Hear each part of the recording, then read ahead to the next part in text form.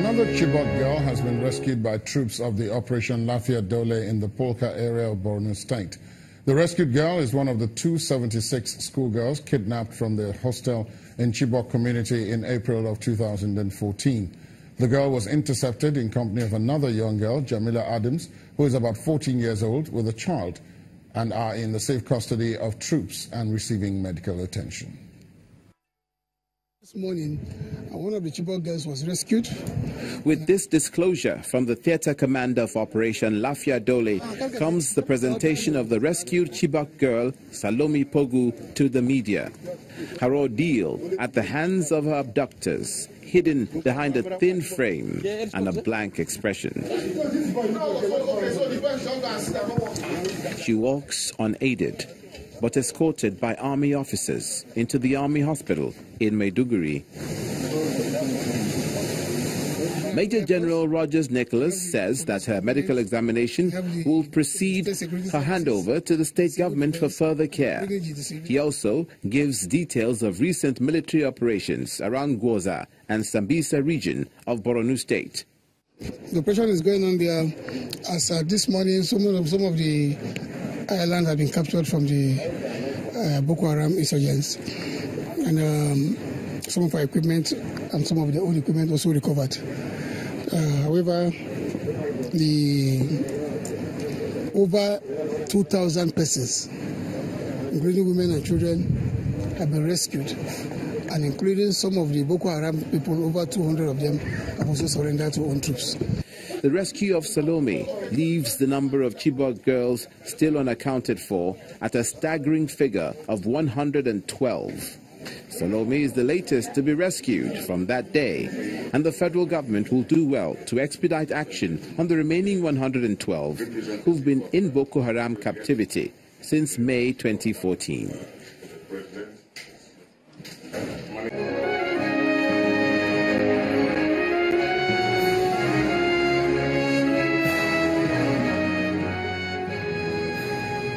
Children of slain members of the Shia group have taken their protest to the Federal Ministry of Justice to demand the release of their leader, Sheikh Ibrahim El-Zakzaky. The children, who came out in their numbers, accused the government of not doing enough to free their leader, who has been in detention for the past 2 years. Chanting songs for the release of their leader, the children made their way into the premises of the Justice Ministry to submit a letter asking for the release of El-Zakzaky. They are representing 1,866 orphans, of whom parents were killed in Zaria. So the Federal High Court here, by Justice Gabriel Kolawale, Honorable, has ordered the government and ruled that the government should free the leader of the Islamic movement within 45 days, unconditionally. The government refused.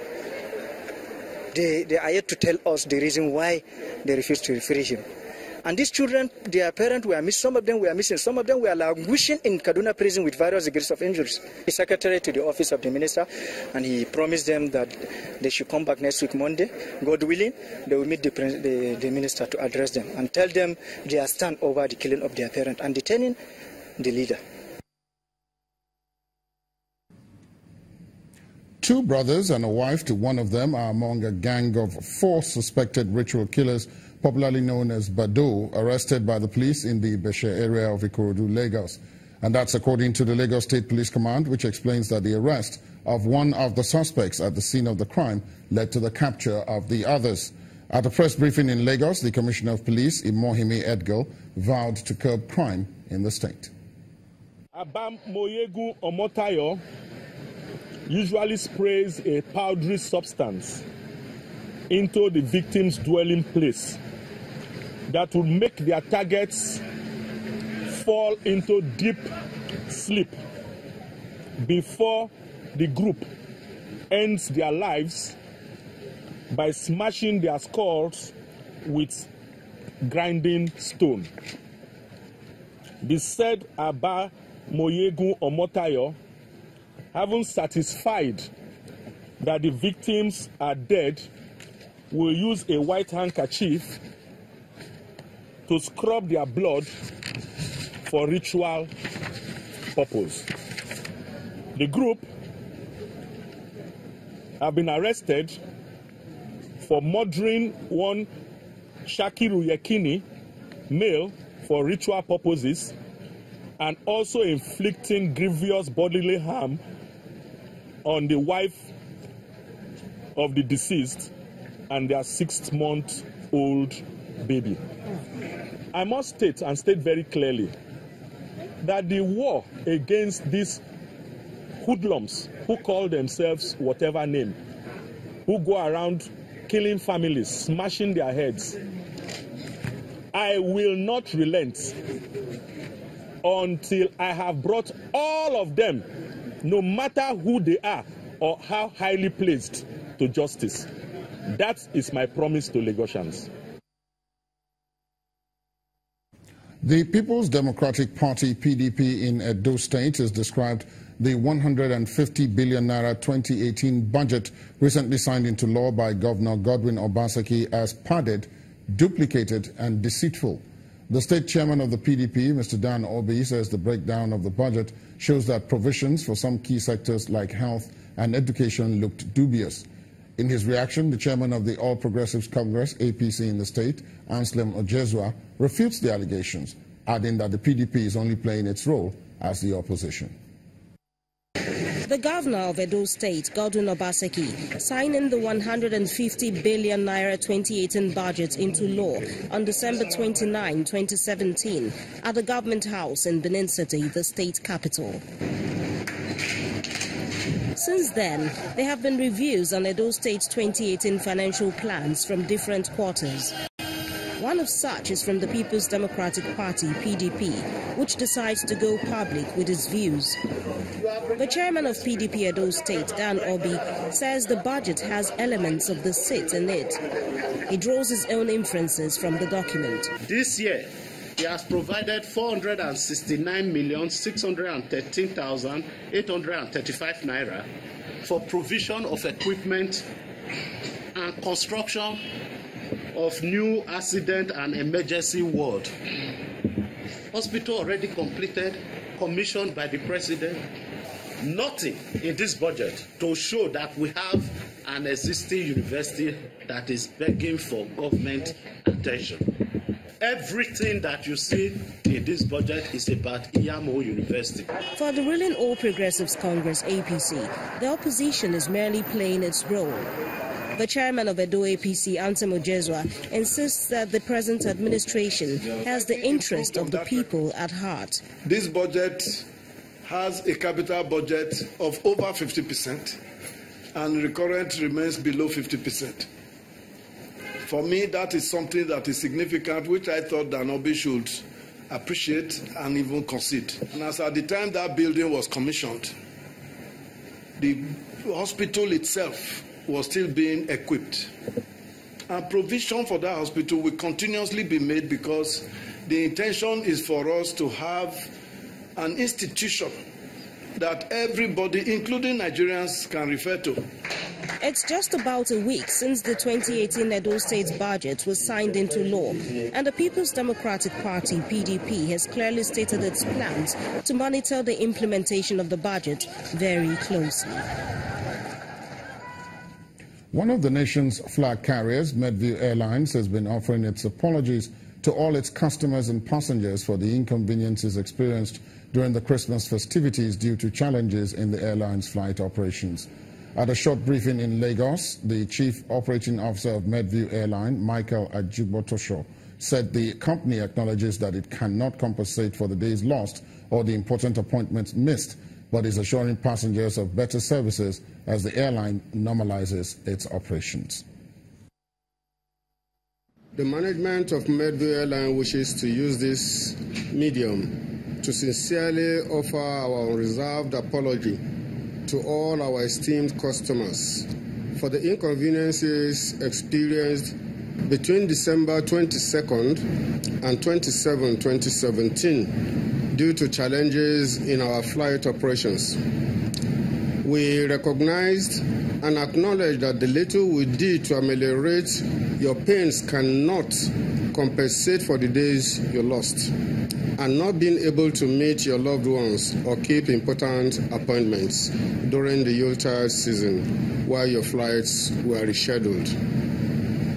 Our ordeal, which impacted on your travel plans, started on December 22nd, 2017 in the UK, when our fully boarded 777 aircraft made an air return to London Gatwick for safety reasons. We sincerely thank all of you who showed understanding and perseverance while we made efforts to tackle the challenges.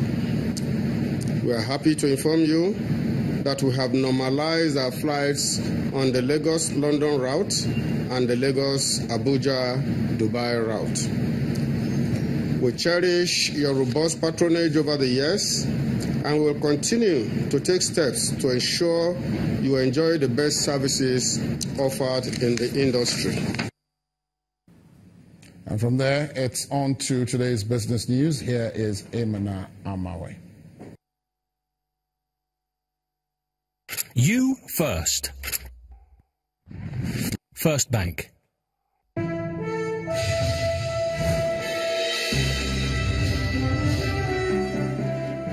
Thank you for staying with us. Welcome to Business News. Latest report from Fitch Ratings says it expects falling Treasury bill yields and lower issuance by the federal government to put pressure on Nigerian banks' profit in 2018. The expected slowdown in the debt instrument marks a change of strategy as the government seeks to increase its financing from external sources and longer-dated domestic issuances. The CBN's T-bills issuance program for the first quarter of 2018 shows 1.1 trillion naira of rollovers against 1.3 trillion naira for maturing bills. Treasury bills proved to be an important source of profits for Nigerian banks in 2017 as record yields issued attracted investors, helped support the CBN strategy to maintain a stable exchange rate and support the naira. The federal government has been asked to revise its current tax regime and propose a new structure for implementation by the National Assembly. And that's according to the West Africa tax leader at Deloitte, Mr. Yomi Olugbenro, who was speaking on Channels Television's Business Morning program today. I will expect, for example, some set of new tax bills, sent to the National Assembly to revise our entire tax system and just bring them in tandem to the current realities. So let's stop talking about we need to reduce the number of taxes, we need to simplify it. We're trying to build modern structure on a very outdated system. That's what we're doing with our administration, and that's why you think the tax authorities are moving at a certain pace, and the kind of result is not necessarily commensurate with the effort, because they're still trying to use the 1979 Income Tax Act, the 1993 Personal Income Tax and all of that, trying to catch people who are doing businesses, who are doing who have leveraged e-commerce and all of that. So we need to be a lot more serious with that. And my expectation, even though in the budget for 2018 nothing was specifically mentioned with respect to new tax law or changing rates, but if you go back to the medium tax expenditure framework, there are suggestions around, say for example, increasing the VAT rate for luxury item. There were suggestions that whatever we need to do to revise the tax system, just to improve the collection and the ease of administration, we will do. But I personally will expect that against the backdrop of the success achieved with the national tax policy, we should be able to put together some new set of laws that will bring tax administration into current reality. A strong rally, particularly by bank stocks, lifted the local equities market at the close of today's trading, as hopes of lower interest rates this year by the central bank gathers more momentum. Let's join Timezie Obiwago for details.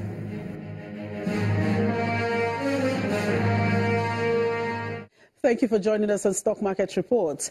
Today's proceedings are the equities market buttresses analysts report that market fundamentals are still strong. The all-share index reversed into the green after Wednesday's negative close, up 1.28%, the strongest since the new year started. Aside from the consumer goods, the gains cut across board, with banking and oil and gas sectors as the major drivers of the index. Transaction volume was quite bullish, over 825 million shares traded. Value was also impressive, about 4 billion naira. On the price movement chart, market breadth was on steroids, 49 gainers and just 5 losers. Traders left the trading floor smiling, and for most of them, this is an indication of better days ahead. And that was the stock market report. I'm Chimezie Obi Iwago. Back to you, Imana.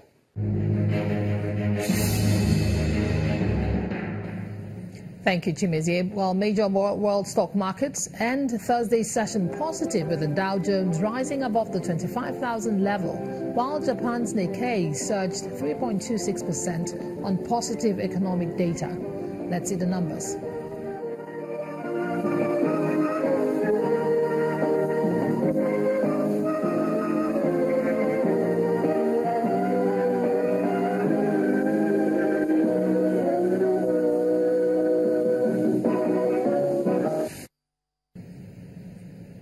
And that's Business News Tonight. I'm Emana Amawe. It's back to you, Ladi. You first. First Bank. Thanks, Emana. Still ahead on the news at 10. International Football Association Board to recommend video assistant referees for the 2018 FIFA World Cup in Russia. That'll be on the sports news. Please stay on with us.